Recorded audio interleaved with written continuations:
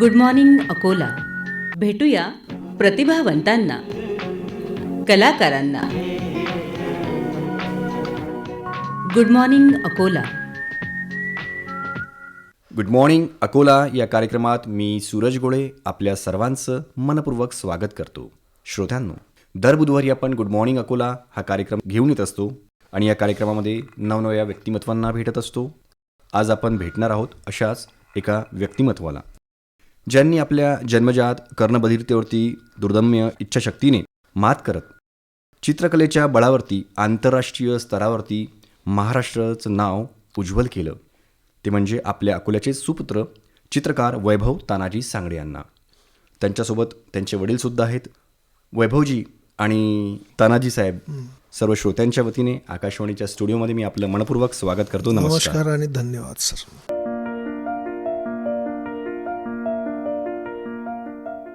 वैभवजी, portraits, निसर्गचित्र, ग्रामीण चित्र, वारली पेंटिंग्सच्या माध्यमातून प्रभावी आणि भावनिक जी एक अभिव्यक्ती असतं, ही कलाकृती आपण सादर करून जे पण आपले पेंटिंग्स बघतात त्यांना तुम्ही एक आकर्षित करता. तर मला वाटतं की थोडं आपण तुमच्या चित्रकलेच्या कडे वळण्याआधी थोडं आपण बालपणामध्ये जाऊया आणि मला वाटतं आपलं बालपण अगदी योग्य पद्धतीने आपले वडील विशद करतील.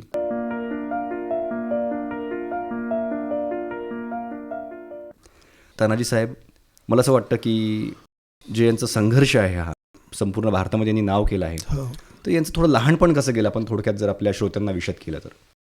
वैभवचा जन्म 1991चा आणि जन्मल्यानंतर आम्हाला असं जाणवलं की बा याला बोलता येऊन नाही राहिलं. मग आम्ही ग्रामीण भागातले असल्यामुळं त्या काळात नोकरी नव्हती. मग आम्ही अनेक उपाय केले, परंतु मग 3 वर्ष झाल्यानंतर प्रकर्षाने जाणवलं की याला ऐकू पण येत नाही आणि बोलता पण येत नाही. मग डॉक्टरांनी रेफर केल्यानुसार आम्हाला त्याला मतिमंद शाळा इथंच जठारपेठमध्ये आहे, त्या ठिकाणी आम्ही याचं ॲडमिशन घेतलं. परंतु माझं मन कुठतरी मला असं सांगायचं की नाही, याच्यामध्ये काहीतरी गट्स आहेत आणि हा गतिमंद नाही, परंतु आपण कुठतरी चूक करायलो. आणि मग मला जाणवलं आणि मी त्या शाळेतून काढल्यानंतर मी 4 वर्षाचा वैभव असताना मी इंद्रायणी मतिमंद जी संस्था आहे मुंबईला, त्या ठिकाणी घेऊन गेलो. आणि तिथून मला सांगण्यात आलं की याच्या कानाला कधीही कुठल्याही ऑपरेशननं ऐकू येणार नाही, याला एक मशीन, आणि तुम्ही जितकं त्याच्याशी जास्त बोलणार आणि त्याला नॉर्मल शाळेत टाका, आणि जेव्हा तुम्ही जेवढे परिश्रम कराल तर तो मुलगा तुम्हाला इफेक्ट दाखवाल. त्याच्यानंतर मग मी घरी आलो. त्यावेळेस अकोल्याला फार स्पीच थेरपीचे प्रॉब्लेम होते. म्हणजे 50 रुपये प्रति घंटा वीज मॅडम शिकवायच्या, पण माझं तेव्हा नोकरी पण नव्हती. मग मी ती स्पीच थेरपी स्वतः शिकलो आणि मग मुलाला मी ती स्पीच थेरपी शिकवली.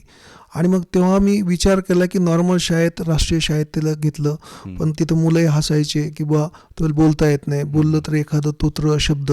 मग मी सरांना रिक्वेस्ट करून, उज्ज्वल खुमकर सर माझे मित्र होते, त्यांनी पुढं परिश्रम घेतले आणि पुढं बसून तेव्हा मी त्याला भाषणं लिहून द्यायचो बोलायला लावण्यासाठी. आणि असं करत करत त्याच्यातला सबाधितपणा मी निर्माण केला. आणि 4 वर्षाचा असताना मी त्याला चित्रकलेचे क्लास लावले. आणि तेव्हापासून तो जो चित्रकला आणि त्याचं जे नातं जुळलं. आणि मग मला जाणवायला लागलं की वयाच्या 3ऱ्या वर्षी तो अकोला जिल्ह्यात प्रथम आला आणि प्रकाश भाऊ पोहरे सरांनी त्याचा सत्कार केला. आणि तेव्हा मला जाणवलं की याच्यामध्ये याचं क्षेत्र आपण निर्माण करू शकतो. आणि मग मी त्याच्यावर तेच फोकस केला. अनेक पुरस्कार त्याने वयाच्या 5वीपर्यंत पटकावले. मग मी त्याला विभागीय स्तरावरच्या स्पर्धेमध्ये भाग घेतला औरंगाबाद, त्याही ठिकाणी त्यांना पुरस्कार मिळाले. मग मला असं जाणवलं की भारतामध्ये 1ल्या नंबरचं आणि जगातलं 2ऱ्या नंबरचं जे इन्स्टिट्यूट आहे, जे स्कूल ऑफ आर्ट, तिथं जर आपण या मुलाला, आता माझं स्वप्न ते अवाढव्य होतं, बरोबर, परंतु जिद्द होती, कारण पहिलाच मुलगा, तो कर्णबधीर, आपल्याला नोकरी नाही. आणि मग मी त्याच्या कर्णबधीरच्या आम्हाला एक डेली चेकअपसाठी जेव्हा बोलवलं तेव्हा तो 8व्या वर्गात होता राष्ट्रीय शाळेत. मग मी त्याला तिथून ते चेकअप केल्यानंतर रविवारचा दिवस होता, परंतु आम्हाला वेळ दिल्यामुळं आमचं चेकअप झालं. आणि जे स्कूल ऑफ आर्टला मी त्याला तेव्हा घेऊन गेलो, तेव्हा तो 8वीला होता. आणि तिथं काही मुलं, मदन काकड, मला आजही माहिती आहे की मदन काकड आज नावाजलेले आर्टिस्ट आहेत, तेव्हा तो मुलगा होता तिथला आणि तो तिथं चित्र काढत बसला होता. मग मी याला दाखवलं आणि याला एकदम आनंद वाटला की हे एवढं मोठं ते चित्र, आणि मग त्याच्या डोळ्यात पाहत होतो की हा नक्की लागणार. मग मी त्याची ओळख करून दिली मदन काकडची. मग त्यानं सांगितलं की हे इथं मी लागलो आणि मग त्याला मी सांगितलं की वैभव, आपण जर या ठिकाणी तू जर लागला तुझ्या जीवनाचं सोनं होईल. आणि मला आज सांगताना आता म्हणजे अत्यंत आनंद होतो की त्यानं कठोर परिश्रम घेऊन महाराष्ट्रातून तेव्हा तो दुसरा आला आणि जे स्कूल ऑफ आर्टला जे लागला, म्हणजे इंद्रायणी मतिमंद स्कूल ते जे पर्यंतचा त्याचा खडतर प्रवास हा त्यांनी त्याच्या परिश्रमाने केला. आणि 100% जे कर्णबाधिरत्व होतं हे त्यानं मात करत करत आज तो 70%वर आहे. तो कुठेही बोलतो, मी जात नाही, भाषा कोणती असो मी दुरून पाहतो, फॉरेनर जो बोलल संवाद तू साध, जिथं अडचण आली तिथं मी बोल. सांगडे साहेब, वडिलांचं जी एक व्यक्तिरेखा होती ती उत्तमरित्या तुम्ही इथे रेखाटली आहे. कारण तुम्ही बघितलं आहे की आपण आपल्या मुलाचं स्वप्न कशा पद्धतीने घडवू शकतो, तुम्ही त्यांना त्या सगळ्या गोष्टी दाखवत नेल्या. मला वाटतं तुम्ही एक आदर्श वडील म्हणून आहात.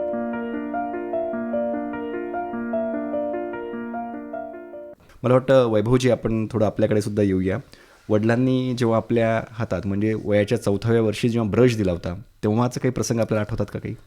तर मला लहानपणापासून वडिलांनी मी 8वीला असताना माझ्या वडिलांनी कानाका पीठ थेरपीसाठी मुंबईला नेलं होतं.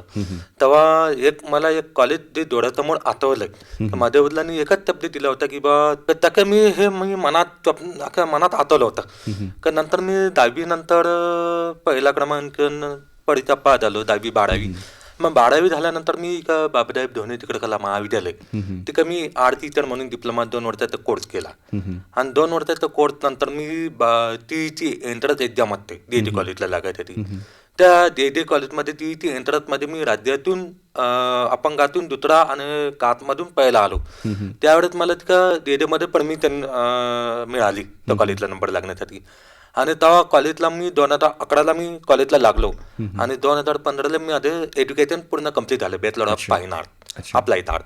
बरं, वडिलांनी आपल्याला जे पर्यंतच्या प्रवासासोबत एक सहवासी म्हणून आपल्या सोबत राहिले, तर तुमचे कोणी असं आदर्श होतं का की यांना बघून आपण चित्रकला करावी?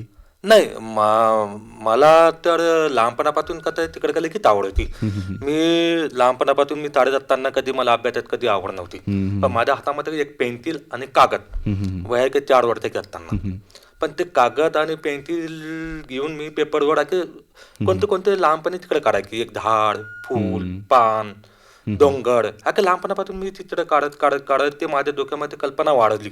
त्याची क्रिएटिव्हिटी माझी डोक्यात करत करत खूप मोठी हे आत्मविश्वास वाढला. आणि त्यानुसार माझं काम अख्खं करत करत मी आज जगाच्या पातळीवर मी कोणतेही तिकडे काम करू शकतो. अच्छा.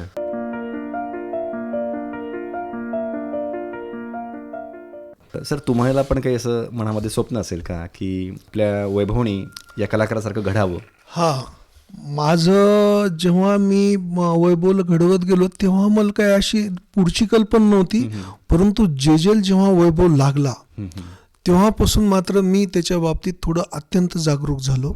आणि तेव्हा माझे राजेंद्र गोळे सर, माझी व्यक्तिगत ओळख नव्हती, मग इथून माझी ओळख झाली. मग मी त्यांचा शोध घेतला आणि मी स्वतः राजेंद्र गोळे सरांचं कांदिवलीचं घर शोधलं आणि तिथं जाऊन त्यांची कलाकृती पाहिली. ते जे कागदावर कलाकृती करतात आणि मला तेव्हा वाटलं की आपल्या मुलाला आता एक अद्वितीय वेगळं असावं. जसं चित्रकार अनेक आहेत, बरोबर, मग पुन्हा पुढचं मार्केट लाईन, ह्या सगळ्या गोष्टी होत्या.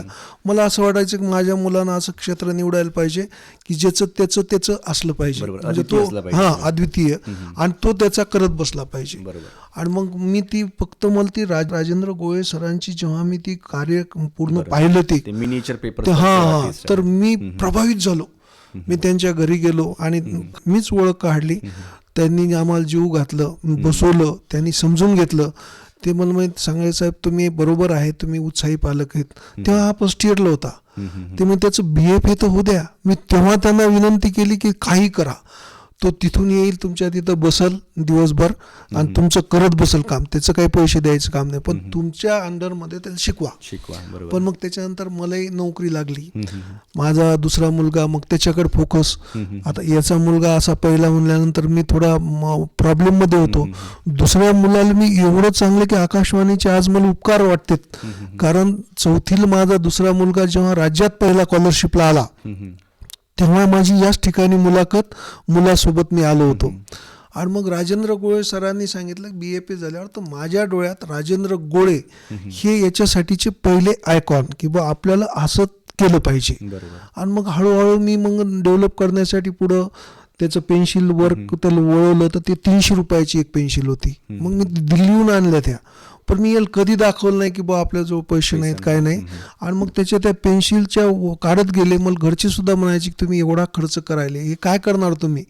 मी आठवते मला की लॉकडाऊनमध्ये मी 100 पेंटिंग काढायला लावल्या, कारण कुठं बाहेर जाणं नव्हतं.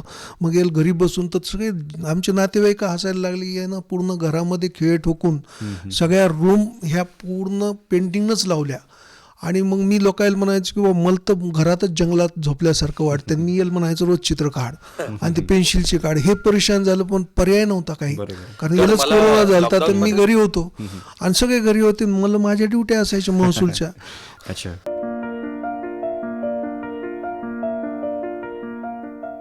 वैभवजी, काय तुम्हाला काय अनुभव सांगावाशी वाटतील लॉकडाऊन मधले? तर मी लॉकडाऊन मध्ये मला 2दा कोरोना झाला होता आणि मला होम क्वारंटाईन होता घरी. तर होम क्वारंटाईन मध्ये मला कुठं बाहेर हालता येत नव्हतं, काहीच नाही. मग मी ते नागपूरमध्ये ते वैभव पुस्तकालय त्यांच्याकडून मी कलर मटेरियल सगळं मागवून घेतले घरपोच. आणि ते घरी बसून मी विचार केला की आता लॉकडाऊन आहे की आपल्याला कुठं घरा बाहेर हालता येत नाही, काहीच नाही. का मग म्हणलं आपण घरी बसून पेंटिंग सुरुवात करूया, करायचं. त्याला काय वाया जात नाही, काहीच नाही. मग मी पेंटिंग करत करत करत करत आता लॉकडाऊनमध्ये मी जवळपास 100-200 ते पेंटिंग टाकाडल्या. मग लॉकडाऊन झाल्यानंतर मग मला मुंबईला अलियावड जंगला बोलवलं होतं मॅडमचा. मला कॉल आला होता का बा वैभव तुझा एक्झिबिशनसाठी तुझा नंबर लावायचे म्हणजे दिव्य कला मेला, तर ते का तुझा नंबर लावण्यासाठी तुला आधी मुंबईला यावं लागेल. अलियावड जंग म्हणजे माझ्या कानाके ते कर्णबद्दीवरती हॉस्पिटल आहे बांद्राला, तिका मला बोलवलं. मी रात्री अमरावती गाडीनं जनरेट तिकीट काढून मी दुसऱ्या दिवशी तकाळ मी तिकडे मुंबईला पोहोचलो. मग तिकडं मला मॅडमनी सगळं ग्रुपमधून मला सहभाग केला. सगळ्यांनी मला मदत केली की बा तुझी सगळी माहिती, तुझं बरेच पेंटिंग काही फोटो तर मला पाठवा. मग मी त्यांना पाठवून मग त्यांनी दिव्य कला मेला त्याची माझा नंबर लावून दिला. आणि फेब्रुवारीमध्ये 2023 फेब्रुवारीला दिव्य कला त्याची माझं संधी मिळाली पेंटिंगची. तेव्हा मी हे सगळे अकोल्याहून मी सगळे पेंटिंग तिकडे घेऊन गेले. लॉकडाऊनमध्ये ते बनवलेले ते पेंटिंग मी BKT दिव्य कला मेला ते घेऊन गेलो होतो. तेव्हा ते 7 दिवसाचा प्रोग्राम होता दिव्य कला मेला. हे दिव्यांग लोकांसाठी प्रोग्राम होता. म्हणजे NFDT यांच्यातर्फे मला हा टॉल मिळाला होता. आणि हा टॉल माझा नंबर होता 4 नंबरचा. आणि तिकडे सगळे माझे पेंटिंग 10x10 टॉल मध्ये सगळे पेंटिंग लावले होते. म्हणजे निसर्गाचीच पेंटिंग होते. वारली पेंटिंग, निसर्ग पेंटिंग, मोटिवेशनल पेंटिंग किंवा पोर्ट्रेट पेंटिंग असे सगळे पेंटिंग मी तिकडे घेऊन लावले होते. तेव्हा सगळे भारत सरकारचे मुख्य सचिव, प्रधान सचिव, भारत सरकारचे राज्यमंत्री, कॅबिनेट मंत्री हे सगळे माझ्या टॉलवर व्हिजिट केले. आणि सगळे येऊन माझ्या टॉलवर म्हणाले वा किती सुंदर पेंटिंग आहे. आणि मग त्यांना पाहून ते मला म्हणाले तुला कधी अवॉर्ड मिळालेलं का. तर मला महाराष्ट्रात इतका पहिला अवॉर्ड भेटला कलाकार पुरस्कार म्हणून. नाही म्हणे राष्ट्रपती अवॉर्ड मिळाले आहे का. म्हणलं नाही तर मला राष्ट्रपती अवॉर्ड मला मिळालेला नाही. तर मला प्रधान सचिव साहेबांनी मला ती लिंक पाठवली होती का ते म्हणे तू हा फॉर्म भर. का मी तर पेंटिंग करता करता मग मला राज्यमंत्री रामदास आठवले साहेब यांच्याकडून मला मुंबईमध्ये दिप्ला अवॉर्ड पाहायला मिळाला. त्यांचं पण खूप खूप धन्यवाद मानलं. त्या जणांनी मला खूप पाठबळ दिलं, चांगली सपोर्ट केला आणि त्याच्यातून मला चांगलं प्लॅटफॉर्म मिळत गेले. तर अच्छा.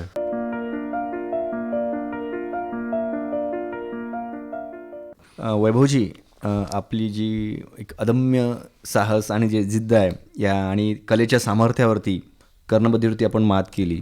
आणि मला वाटतं आपल्याला सन 2023 साली राष्ट्रीय सर्वश्रेष्ठ दिव्यांग जनपुरस्कारसुद्धा मिळाला होता. तो पण सुद्धा महामहिम राष्ट्रपती द्रौपदी मुर्मू यांच्या हस्ते. बरोबर.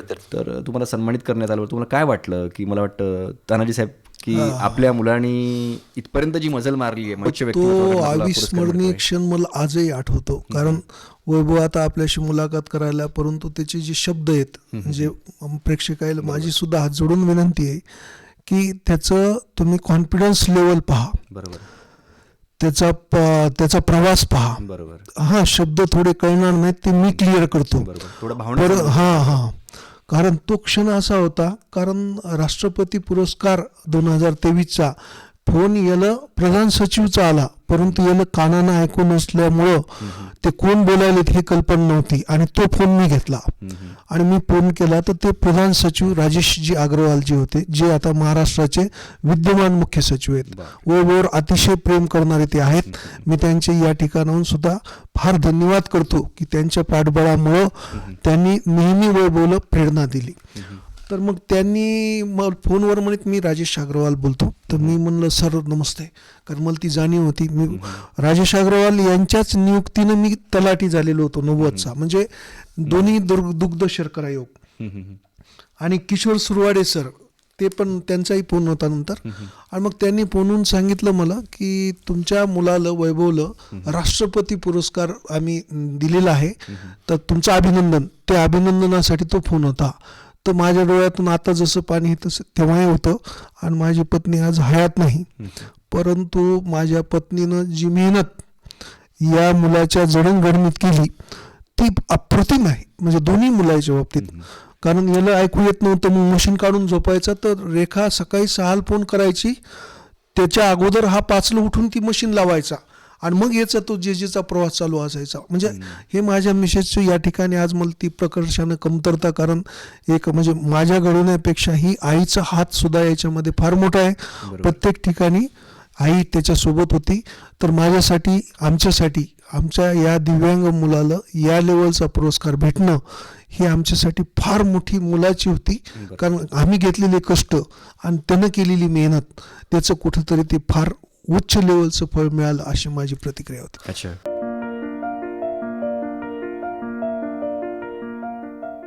मला वाटतं तानाजी साहेब की बऱ्याचदा आपल्या आईवडिलांना असं वाटतं की माझं मूल काहीच करत नाही आहे, सगळ्या अंगाने ते चांगलं असतं, पण तरी पण त्याच्यावरती तो विश्वास नसतो. तुम्ही तर वैभवजीवर तो विश्वास दाखवला. तर मला वाटतं जे पण श्रोते आपल्याला ऐकत आहेत, जे पण आईवडील आपल्या मुलाबद्दल चिंतित असतील, त्यांना तुम्ही काय एक छोटासा सल्ला द्या? हां, बिलकुल. मी त्या सर्व पालकांना आश्वस्त करू शकतो किंवा इच्छितो विनम्रतेनं की आपण कधीही आपल्या मुलाला कमी लेखू नका, त्याची तुलना इतराशी करू नका. आपल्या मुलामध्ये कुठले तरी दिव्य काही गुण असतात. एखादा चित्रकार होऊ शकतो, एखादं गाणं सुंदर म्हणलं तुम्ही त्याला गीतकार करू शकता, एखादं वाद्य जर शिकलं तर त्याला तुम्ही वाद्य, की डॉक्टर इंजिनियर IAS IPSच होऊन तुम्ही फार मोठे होता हे चुकीचं आहे. तुम्ही वेगवेगळ्या क्षेत्रामध्ये तुम्ही तुमचं नाव कमवू शकता, परंतु तो मुलगा तेव्हाच कमवू शकेल जेव्हा पालकानं त्याच्या मागं भक्कमपणानं उभं राहिलं पाहिजे आणि त्याला आपण साथ दिली पाहिजे. आज माझा 100% कानानं कर्णबधीर असलेल्या मुलाला मी राष्ट्रपती पुरस्कार मिळू शकतो किंवा तो त्याच्या जिद्दीनं मिळू शकतो. आजही मी थोडं होईल इकडं तिकडं, पण मी त्याला स्वतः बोलू देतो, मी स्वतः मन लावून त्याचं ऐकतो आणि मला असं वाटत नाही की तो काही वेगळं बोलतो. तो त्याच्या भावना एक्सप्रेस करतो. त्याचा आत्मविश्वास हा त्याच्या कामामुळे निर्माण होईल आणि आत्मविश्वास आज तरी कोणत्या दुकानात भेटत नाही. तरी पालकानं आपल्या मुलाकडं कुठली वस्तू न पाहता तो एक त्याच्यातला सजगतेनं आपण टिपून घ्यायचा आणि आपले स्वप्न मुलावर न लादता त्याला कसं आपल्याला उभारी देताना आपण पाठबळ देऊत, त्यासाठी आपण शिक्षकाची भेट घेतली पाहिजे. त्याला वेगवेगळ्या ठिकाणी फिरायला नेलं पाहिजे. मी त्याला प्रत्येक ठिकाणी नेलं, म्हणजे विभागाच्या स्थळावर नेलं, मुंबईला नेलं. तसं आपण सुद्धा मुलाला वेगवेगळे त्याचे गुण ओळखून आणि त्याला कधी अपमानित न करता त्याला तसं वातावरण निर्माण करावं. आणि मग मला 100% खात्री आहे की तुमचा मुलगा तुमचं नाव रोशन केल्याशिवाय राहणार नाही. अच्छा.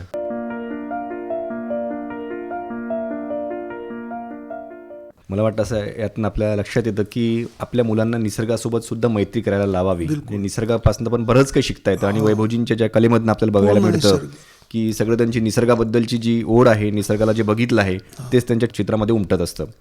मला वाटतं राष्ट्रपती भवनामध्ये जेव्हा सन्मान झाला होता वैभवजी आपला, मला वाटतं एका वर्षात राष्ट्रपती भवनामध्ये 2दा सन्मानित झालेलं मला वाटतं एकमेव व्यक्तिमत्व आपण असाल. तर काय वाटतं आपल्याला, काय तो अनुभव कसा सांगाल आपल्या शब्दामध्ये? सामाजिक न्याय अधिकारिता मंत्रालय दिव्यांग तत्तीकरण विभाग यांच्यातर्फे मला 2023 राष्ट्रपती यांच्या हस्ते मला राष्ट्रपती पुरस्कार हा माझ्या भाग्यात लाभलं आणि हे खूप मोठं माझं नाव जागतिक स्तरावर पोहोचलं आणि यांचं पण खूप खूप मी मनापासून धन्यवाद मानतो.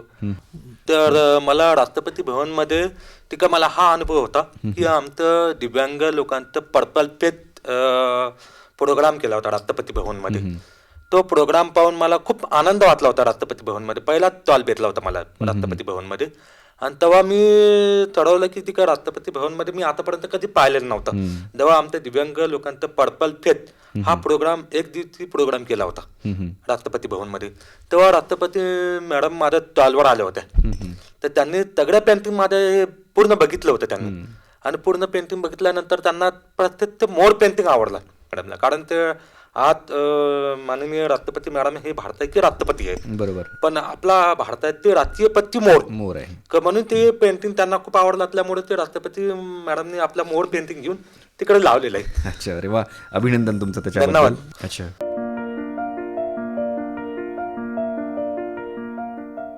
मला वाटतं साहेब आंतरराष्ट्रीय स्तरावर सुद्धा वैभवजींनी दस्तक दिलीच आहे. म्हणजे एक मजल मारली आहे.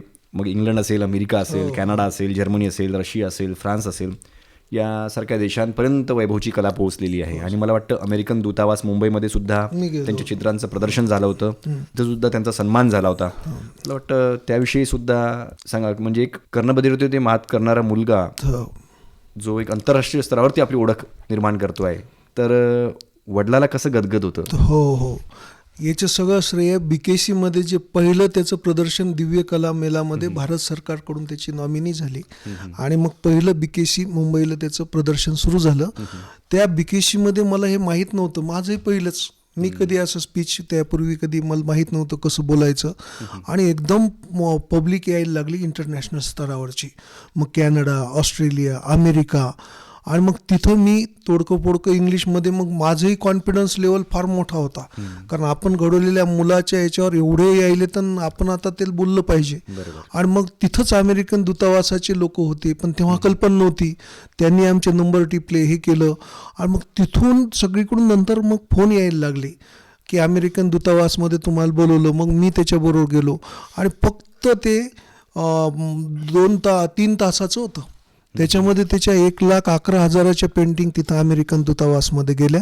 आणि तिथं मला संधी भेटली की पूर्ण अमेरिकन लोकांच्या पुढं मी त्याचं चित्राचं पूर्ण महती समजून सांगितली. आणि नंतर मग कॅनडा, ऑस्ट्रेलिया, आताही एक जण युरोपहून आमच्या घरी येणार आहे आता. म्हणजे सध्या तो भारतीय वंशाचेच आहेत, परंतु ते सध्या युरोपला आहेत. तर ते पण पेंटिंगचं. आणि एवढं जाणवायला लागलं की नंतर भाषा काही माध्यम नाही राहत. मला सुद्धा म्हणजे इंग्लिश माझी. नंतर मी विचार केला की आपल्याला नाही, पण त्यांना कुठे इंग्लिश येते. नंतर मी माझा संवाद मोकळा झाला. आणि वैभवला म्हणजे खरोखर वैभवला खुद्द राष्ट्रपती महोदयानं त्यांचं पोर्ट्रेट हे वैभवकडून करून घेतलं. आणि ते प्रधान सचिव तेव्हा हेच राजेशजी अग्रवाल सर होते, त्यांनी ते वैभवच्या माध्यमातून त्यांना दिलं. तर तिथून माझ्या मिसेसकर राष्ट्रपतींनी सांगून असं चांगलं एक हे केलं. आणि त्याचे पैसे मग विचारले आम्हाला की बा वैभव त्याचे पैसे किती. तर वैभव आणि आम्ही म्हणलं की बा आमचं भाग्य आहे की आम्हाला ही संधी भेटली. परंतु त्यांनी 30,000चा चेक आमच्या इथं भारत सरकारच्या वतीनं आला. हे सुद्धा मी अप्रूप पाहत होतो. वैभवच्या अनेक राज्यात जेव्हा मी आतापर्यंत 15 राज्यामध्ये राज्याच्या राजधानीच्या ठिकाणी वैभवच्या पेंटिंगचं प्रदर्शन भारत सरकार भरवत आहे. आणि मग मी रेखा कधी गेलो तर तिथं फ्लॅक्स आणि मोठमोठाले होल्डर आमच्या वैभवचे दिसतात. भारताच्या निमंत्रण पत्रिकेत वैभवचा फोटो दिसतो त्याच्या प्रत्येकाच्या गात. हे पाहून सद्गदित होते की आपण एक साधं फ्लॅक्स आपण अजून या अकोल्यात वैभवचा लावला नाही. आणि भारत सरकार भोपाळ, इंदोर, जयपूर, बेंगलोर या ठिकाणी त्याच्या मुलाखती घेतल्या जातात. ते हिंदी सायडर असते, तिथं तो पद्धतशीर देतो, मी बरोबर नसतो. तिथलच्या वर्तमानपत्राला त्या भाषेत त्याचं येते. आणि हे पाहून म्हणजे याला शब्द नाहीत. आणि कधी कधी असं वाटतं की आपण आपल्या मुलाला पाठीवर दिलेली थाप ही किती मोठ्या प्रमाणात मुलगा परतफेड करू शकतो. आजही त्याचं जरी वयानं मोठा असला तरी त्याचं मन तसंच निर्मळ निरागस आहे. घरच्यासाठी तो आम्हाला तसाच आहे. फक्त त्याची जिद्द ही मी डोळ्याच्या पुढं पाहिली. आणि आम्ही त्याच्यावर घेतलेले परिश्रम आणि त्याच्या आईनं त्याच्यासाठी घेतलेले कष्ट, तर हे खरोखर म्हणजे आमच्यासाठी याला शब्द नाहीत की इंटरनॅशनल लेवलपर्यंत त्याच्या पेंटिंग आता जातात. आणि माझ्यासाठी सगळ्यात महत्त्वाचं आहे की जेव्हा तो ते ठरवतो त्यांच्याशी, तेव्हा तो त्यांच्याशी बोलतो, तो बिझनेस करायला लागला, तो संवाद करायला लागला. म्हणजे MBA करून हे करता येते, ते न करता मी त्याच्याकडे पाहतो की आता हे पण हे करून राहिलं, आता मी तृप्त झालो. बरोबर, म्हणजे इच्छाशक्तीच्या बळावरती आपल्याला हो, काय काय हो. करता येतं हे याचं एक, वैभवनं दाखवून मूर्तिमंत दिलं. उदाहरण हो, हो. वैभवजी आहेत म्हणून.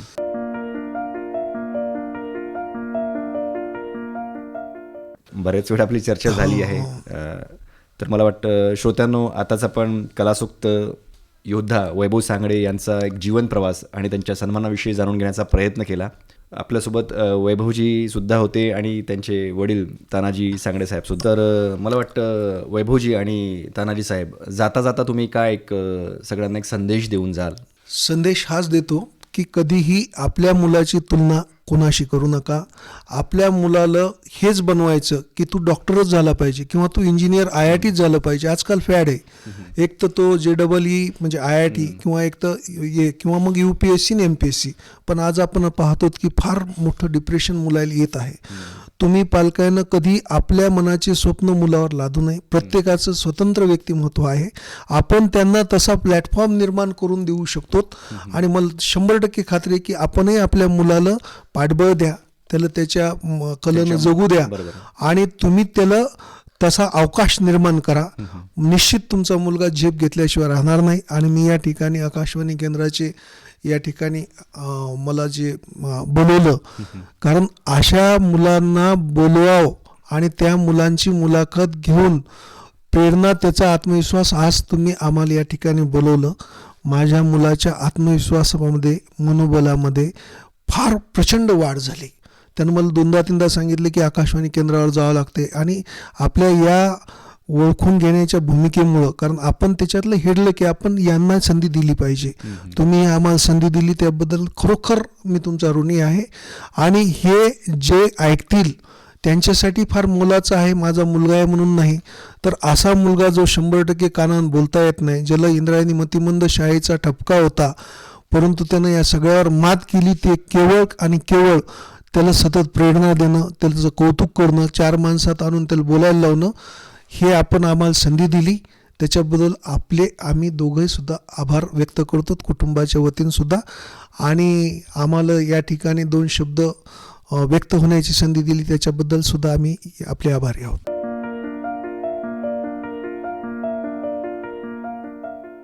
इच्छाशक्तीच्या बळावरती आपल्याला काय काय करता येतं याचं मूर्तिमंत उदाहरण मला वाटतं वैभवजी आपण आहात. आपण आणि आपल्या वडिलांसोबत इथे आपण आम्हाला मूल्य आपला जो वेळ दिला आणि श्रोत्यांसोबत आपला एक जीवन प्रवास दिलखुलासपणे इथे व्यक्त केला, त्याबद्दल मी आकाशवाणीच्या वतीने आणि आमच्या आकाशवाणीच्या सर्व श्रोत्यांच्या वतीने आपले खूप खूप आभार मानतो. धन्यवाद. धन्यवाद. Good morning Akola. भेटूया प्रतिभावंतांना, कलाकारांना. Good morning Akola.